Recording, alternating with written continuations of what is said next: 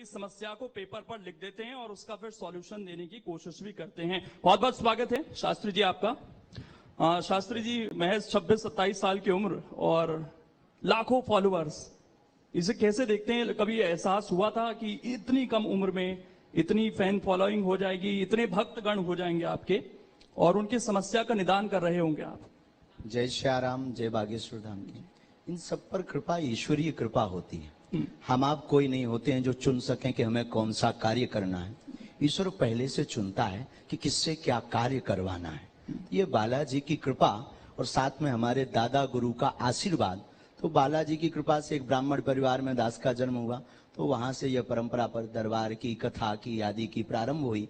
फिर दादा गुरु ने हाथ पकड़ करके बालाजी के चरणों में लगा दिया, तो निरंतर मानव सेवा में लगे हुए हैं। तो हमें लग रहा कि ये किसी व्यक्ति की सोच से ये कार्य निश्चित नहीं होता, ईश्वर स्वयं निश्चित इसको करके भेजता है कि किससे क्या करवाना है। अभी बहुत सारी चीजें मन में चल रही होगी, इतने सारे लोग सामने बैठे हैं आपके।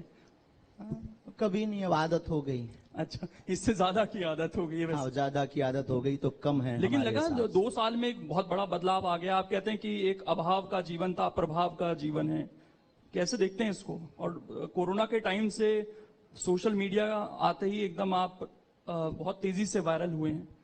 दरबार परंपरानु अंतर्गत विगत 3 पीढ़ी से चल रहा। हमारे दादा गुरु जी भी चलाते थे, दरबार लगाते थे, परंतु उस वक्त मीडिया वो नहीं आते थे, ना उसका उपयोग करते थे। हमने दरबार भी प्रारंभ किया, दादा गुरु की प्रेरणा की, जो उन्होंने आदेश दिए थे वह सेवा भी प्रारंभ की। और साथ ही साथ जो आपने कहा है कि 2 वर्ष में यह दरबार बड़ा प्राचीन है, परंपरानु अंतर्गत लोगों तक पहुंचा, अब पहुंचा, आप तक अब पहुंचा। तो हमें लगता है कि आपकी खोज अब तक हो पाई है, वो पहले खोज कर चुके थे आज से 300 वर्ष पहले। आपने कहा कि ईश्वर की शक्ति है, मैं कुछ नहीं हूं, तो ईश्वर ने आपको क्यों चुना? ये एक जहन में सवाल आता है लोगों के। कुछ रहा होगा, आपके दादा गुरु का आप जिक्र करते हैं, आपका परिवार भी बहुत लंबा है, आप बताते हैं कि आप टोटल 10 भाई हैं, चाचा के मिला, हाँ चाचा के मिला, कजिन सभी मिला। तो आपको क्यों चुना? ये दादा, इस बात पर जवाब दे पाना बड़ा मुश्किल है। ये गुरु की कृपा है।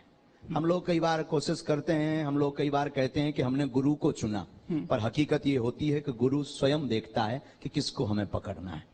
तो 10 भाइयों में गुरुदेव ने हमें पकड़ा, ये हमारा सौभाग्य है। अब इसका जवाब हमसे बेहतर तो हमारे दादा गुरु जी दे सकते थे, लेकिन उनका शरीर तो नहीं है, पर सूक्ष्म रूप में उनके संस्कार हमारे पास हैं। लेकिन इसका जवाब हम यही देंगे कि गुरु की विलक्षण सोच थी, गुरु की कृपा थी, और शिष्य के पास तो सिर्फ समर्पण के अलावा कुछ नहीं बचता, वो हमारे जीवन में है। तो ये जो अभाव